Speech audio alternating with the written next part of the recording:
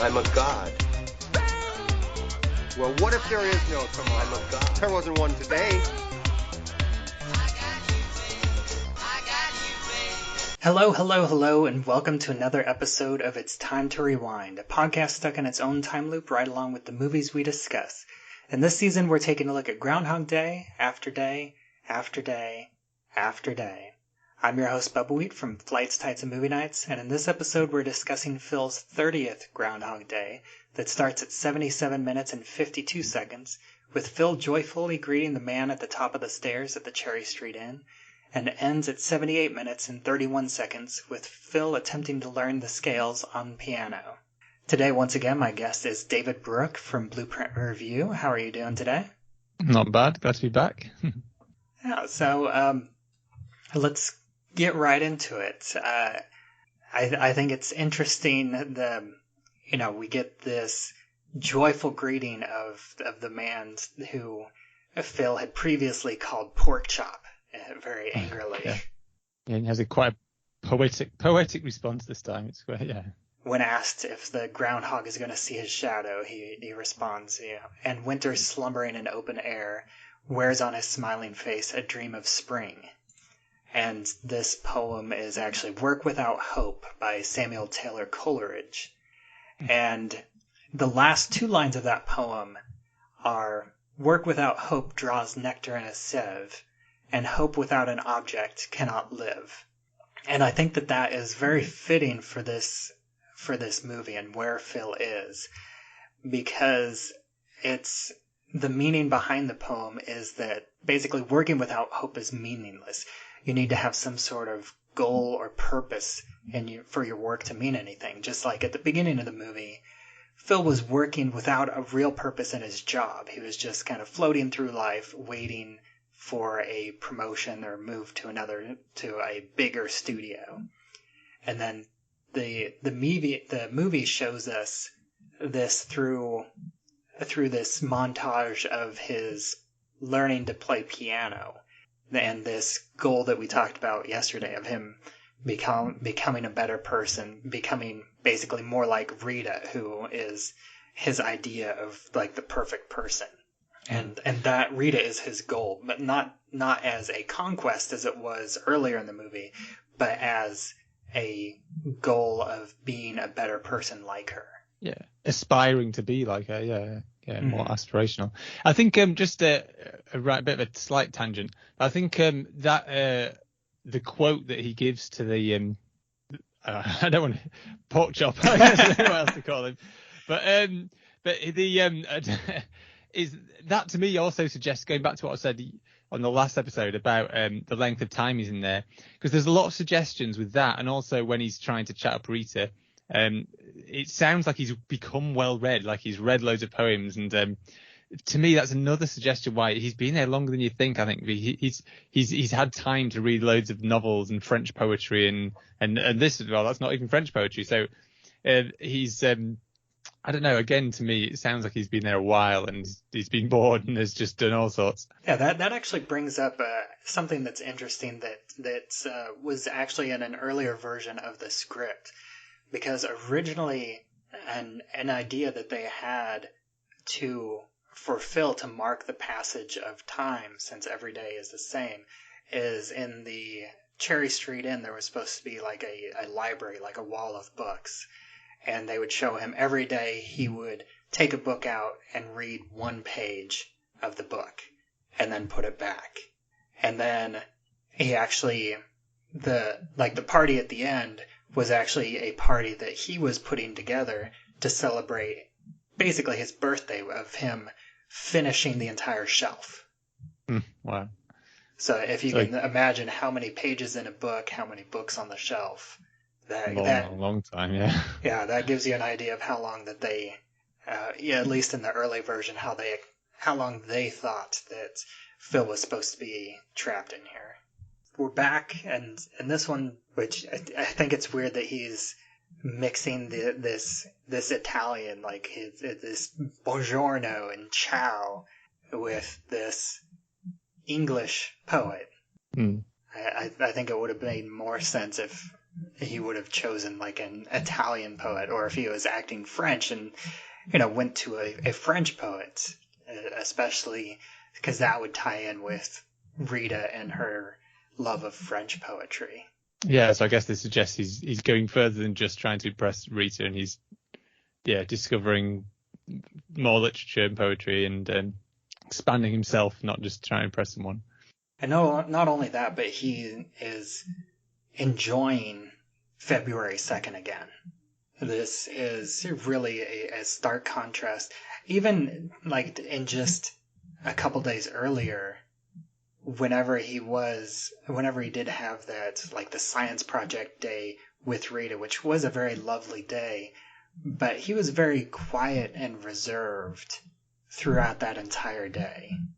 It was like romantic, but he wasn't happy. He was more content, I think, because he was content in his place in life, and he'd accepted it, yeah.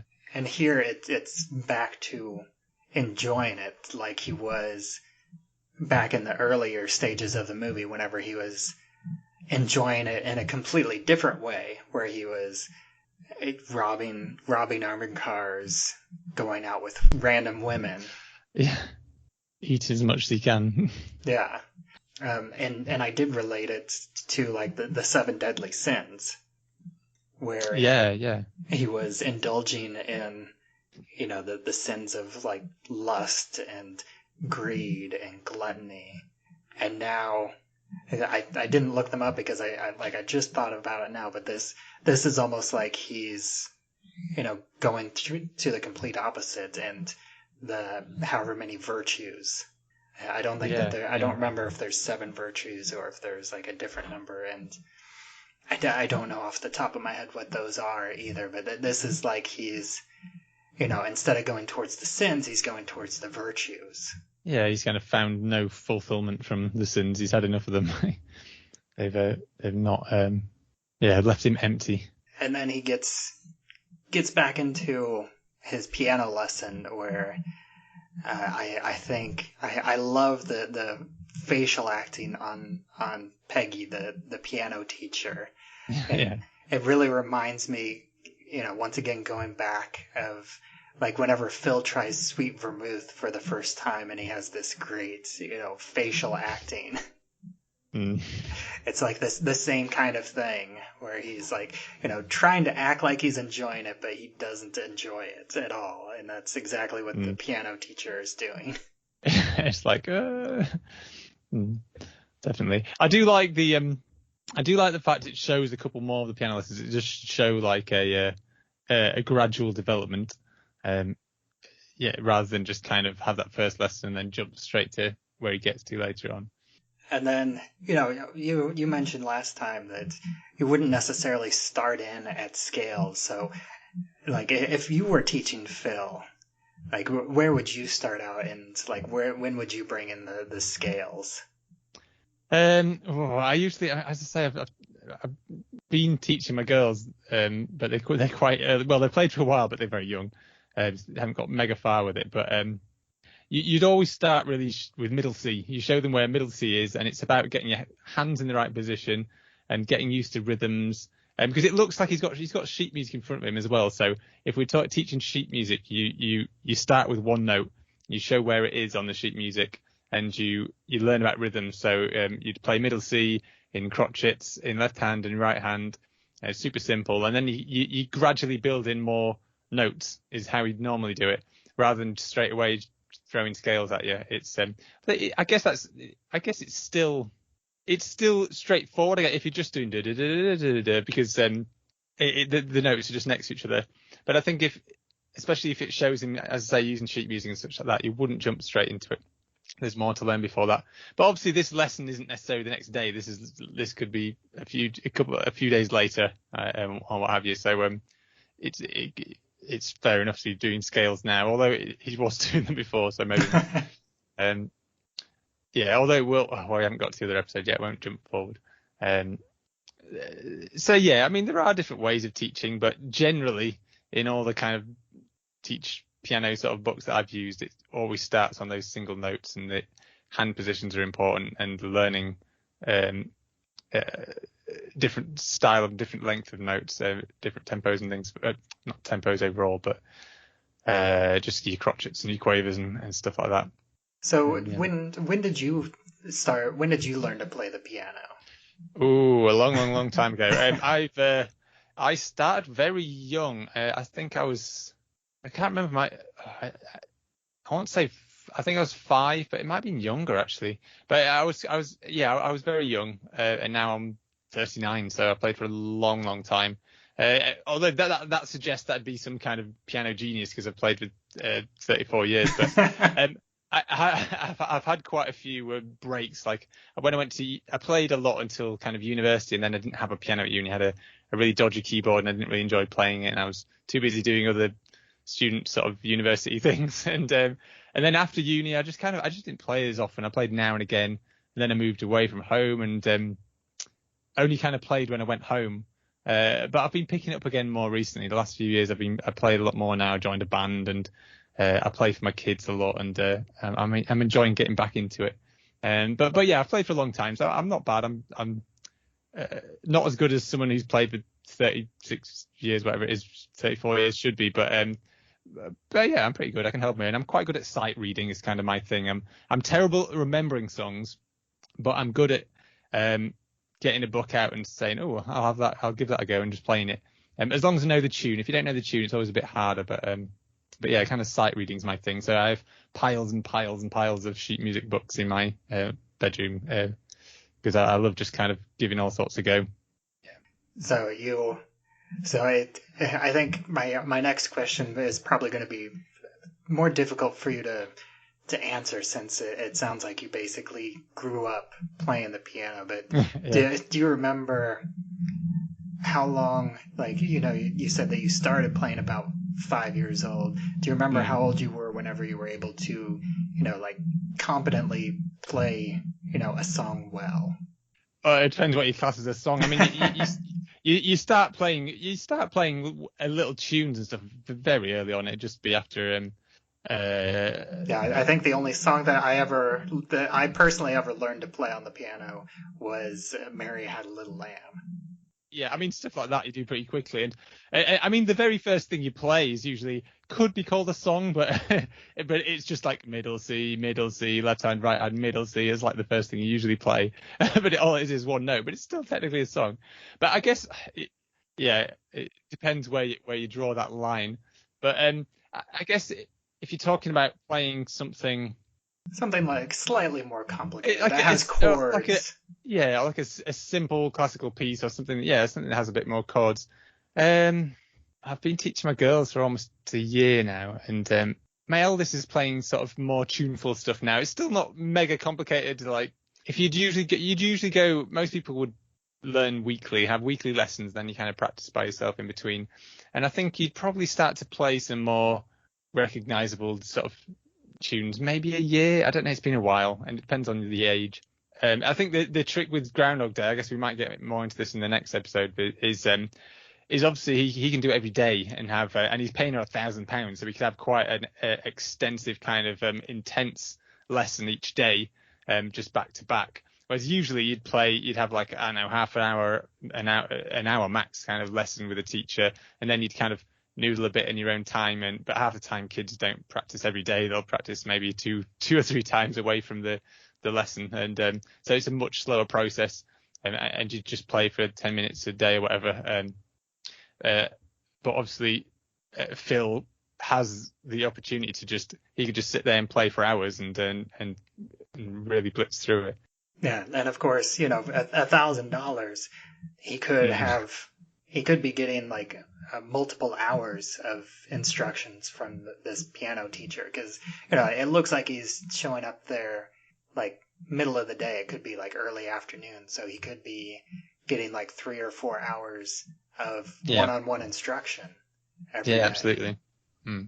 But it'd still take a long time. I mean, the film does show that, like this second day we see. Well, I don't know if this is necessarily the second. It's certainly not far in, because he's still playing those scales and And which he making was plenty playing of from the first day. mistakes. Yeah. So it's not far in. So it is showing that it does take a long time. And I think it's interesting too that there's no dialogue in this half of the day, in the piano lesson half of the day. We just get the bad scales, the bubble gum, and the facial acting of the piano teacher. I was going to bring up the gum. The gum. Just watching the scene a few times again, and it's a bizarre addition. The gum. I don't quite get that. It's just a bit of a gag, but it's not that funny. It's just a bit random. I don't quite get the why they have him chewing gum. It's just showing that he's. I don't know. I don't quite understand. That is an odd choice, because generally, like if somebody's chewing gum, it's because they either don't care or they're not paying attention, which that's obviously not the case in this instance. My best guess is that it just symbolizes that Phil is having fun. Yeah, maybe. That this is something that he's enjoying doing, and he's doing this for fun and self-betterment, and not like a serious... I mean, it is serious study, but it's not like serious as in, no. I have to do this in order to accomplish my goal. It's, I'm doing this because I enjoy making myself a better person, and this is making me happy. I guess as well, you could. I wonder if it's also a statement, because like blowing bubbles and chewing gum and blowing bubbles you see it more as a kind of a childlike thing to do as well. And I don't know if it's making a statement because he's going back to his roots. He's learning. He's going back to school in a certain sense. So maybe it's just making reference to that. Possibly, I'm not sure. But I did find it an odd addition to the scene that every time I've watched it with these over the last week or so, it's always been a bit a bit odd but unusual. Yeah. But that's all I have for this one. It was a short, not a whole lot to it, but unless you had anything else. No, I think I'll probably talk more in the next piano one about my thoughts about the overall length of time and the piano learning. Sure.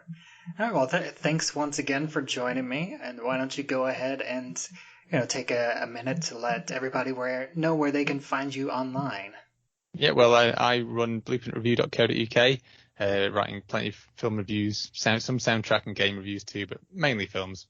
And as always, I am Bubbleweeds, and you can find me at flightstysandmovienights.com. You can find me on Twitter at Bubbleweeds, and you can find this show, It's Time to Rewind, on Anchor.fm, as well as anywhere else that you listen to podcasts. You can join our Facebook group, It's Time to Rewind, a time loop group, to join in discussion on the episodes as they come out and get a preview of what future seasons are going to be, and just join the community there. It's a lot of fun. And until next time, I guess I'm gonna go get some kablooey gum for myself. For those of you out there watching Low-Key.